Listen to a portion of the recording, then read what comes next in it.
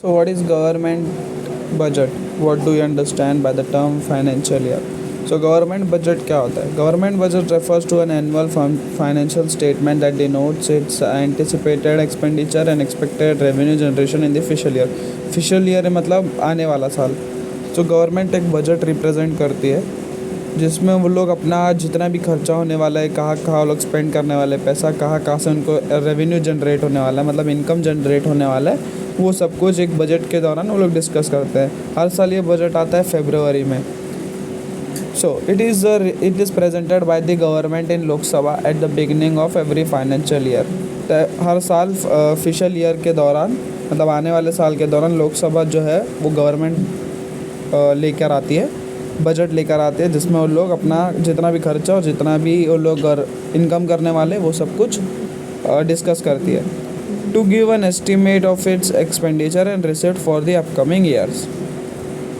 सो ये आंसर अपना हो चुका है.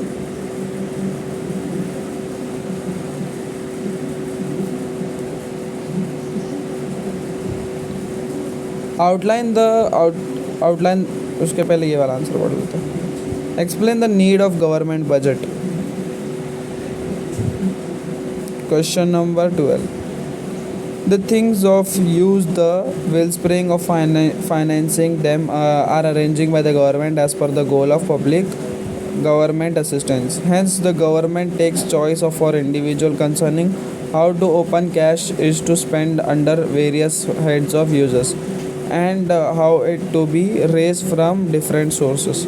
तो गवर्नमेंट को बजट लाने की ज़रूरत क्या है? तो बजट जब गवर्नमेंट लाती है तो सबके वेलफेयर के लिए होता है कि हर एक पर्सन के इंडिविजुअल के कंसर्निंग के ऊपर से ही वो लोग इस तरह से बजट लेके आते हैं कि किस तरह से लोगों का फ़ायदा हो.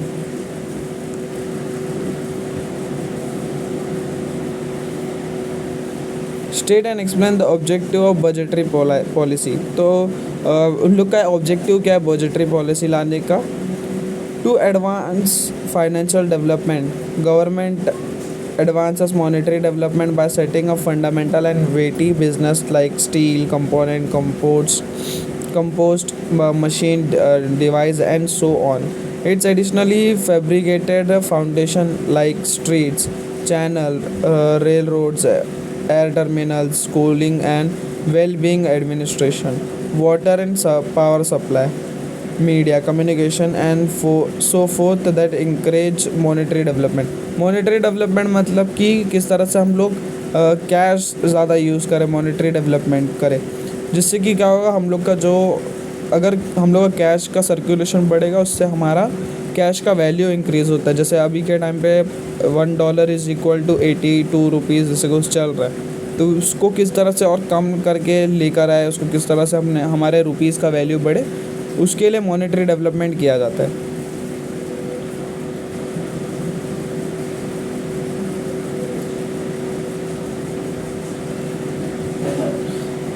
सेवेंथ क्वेश्चन देख रहे. Sixth question, distinguish between supplier budget and deficit budget. How do they limit the economic activities.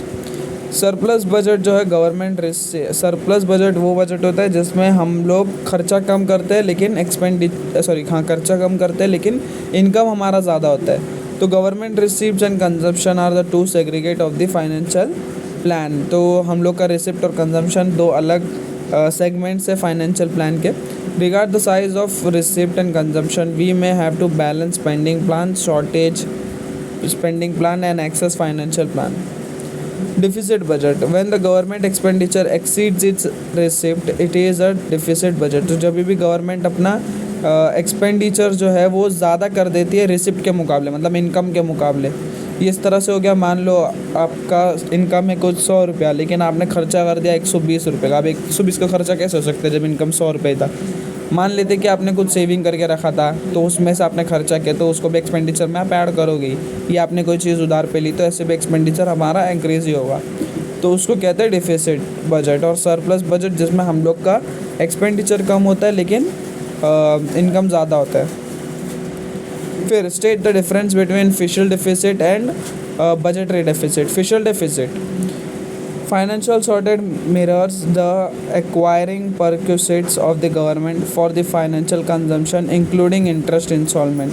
तो फिशल डेफिसिट मतलब आने वाले जो फाइनेंशियल ईयर है उसके लिए गवर्नमेंट क्या कर देगी, बहुत सारे छोटे छोटे चेंजेस कर देगी, शॉर्टेज कर देगी चीज़ों में कि हम लोग इसमें कम ये करने वाले, उसमें कम इन्वेस्ट करने वाले, इधर पे कम खर्चा होगा, इधर का इंस्टॉलमेंट कम जाएगा वैसे.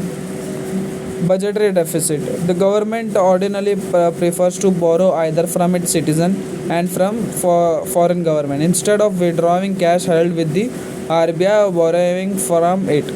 तो बजटरी डेफिसिट क्या होता है, इस टाइम पे ऐसा रहता है कि गवर्नमेंट जो है नॉर्मली अपने या तो लोगों से उधार लेगी या तो फिर फॉरेन गवर्नमेंट से पैसा उठाएगी.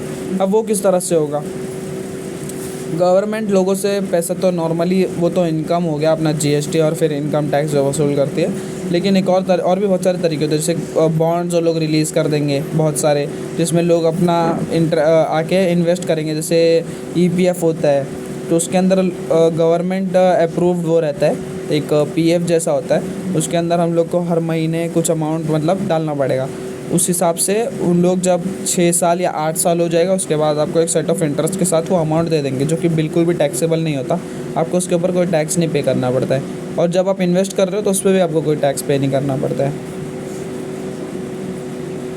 फिर आता है distinguish between revenue expenditure and capital expenditure. इसके पहले रिसिप्ट पढ़ लेते हैं. रेवेन्यू रिसिप्ट क्वेश्चन नंबर 3 कर रहे हैं.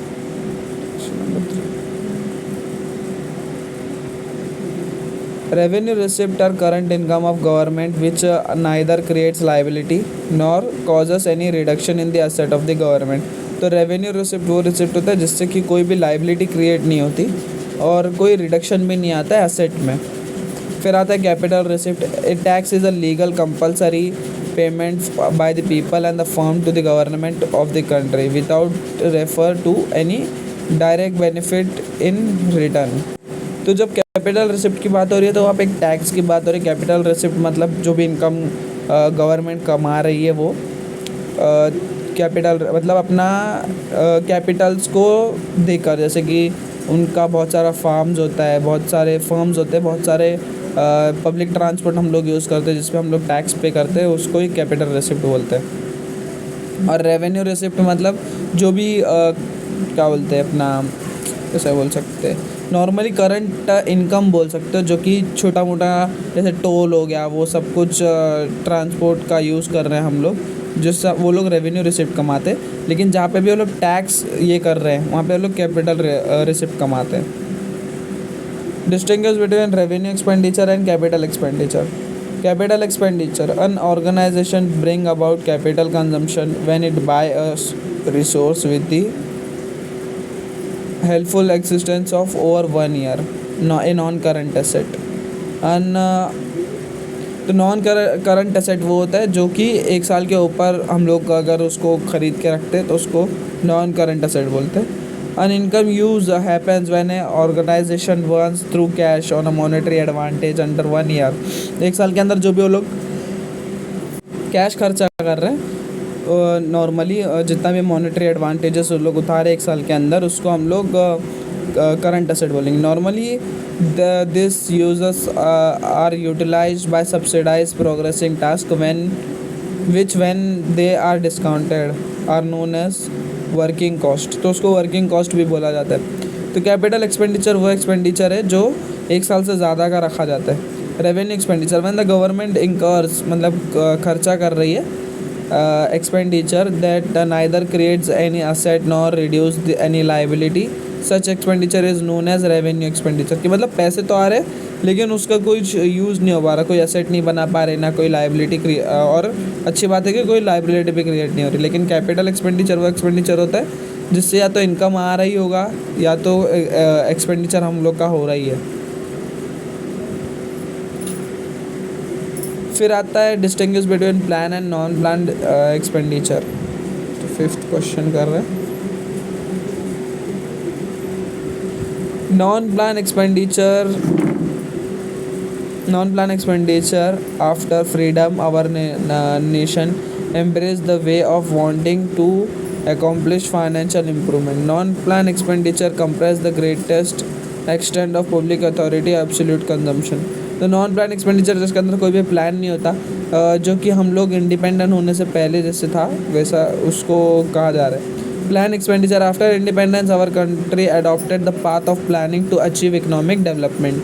तो जब हम लोग का कंट्री आज़ाद हुआ उसके बाद उन लोग ने एक प्लानिंग करने का पाथ चूज़ किया ताकि हम लोग का इकोनॉमिक डेवलपमेंट हो सके.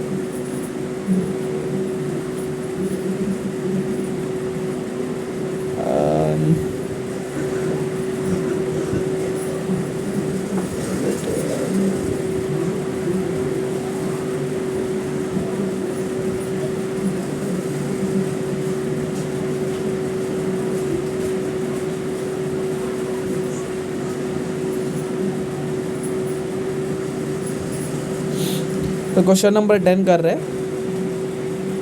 State the effect of government borrowing public and from reserve bank of India, which one is better. तो पूछ रहा है कि पब्लिक से पैसा लेना गवर्नमेंट के लिए ठीक है या तो रिजर्व बैंक से.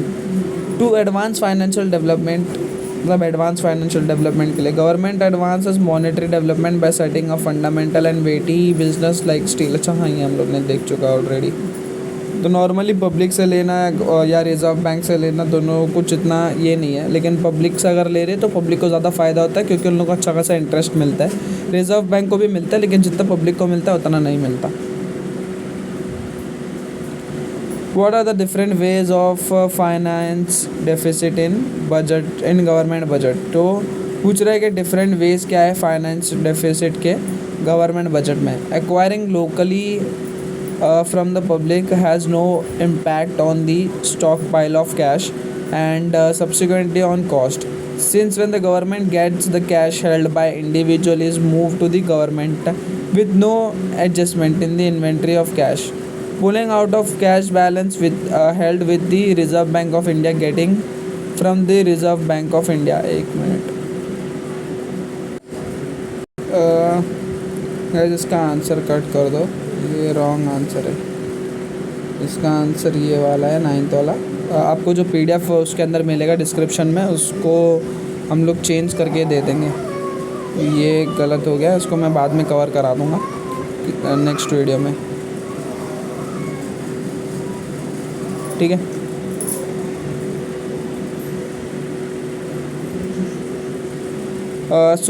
सॉरी पर इसमें state the effect of government borrowing, ये वाला आंसर कर रहे हैं हम लोग 10th वाला, जिसका आंसर हम लोग ने 9th वाले में डाल दिया है. तो ये दो आंसर मैं अगले वीडियो में कवर करा दूँगा. फ़िलहाल के लिए इतना ही रखते. ये लास्ट के 4 आंसर हम लोग अगले वीडियो में कवर कर लेंगे. इसमें और कुछ बचा है, ये वाला बचा था ना. How the structure of government budget and briefly explain its various constituent. Income receipts neither make any risk nor cause any decrease in the resource of government. तो इनकम रिसिप्ट जो है वो कोई भी ये नहीं करता, क्या बोलते हैं, डिक्रीज़ नहीं करता resources of the government. Capital receipt then again are the receipt of the public authority which makes either make an obligation or cause any reduction in the resources of the public authority. तो capital receipt भी कोई भी public authority का जो resources है उसको कम नहीं करता या तो ऑब्लिगेशन में नहीं डालता, मतलब उधारी पे नहीं डालता. तो ये आपके कुछ आंसर्स है. लास्ट के 4 आंसर जो है वो अगली वीडियो में कवर करा दूँगा दूसरे चैप्टर के साथ. तो ये 4 आंसर आप लोग मत करना. लेकिन हाँ, जो PDF आपको डिस्क्रिप्शन में मिलेगा वो करेक्ट वाला ही होगा, तो उसका भी टेंशन मत लेना, ये वाला मत करना. ठीक है, आज मिलता है अगले वीडियो में.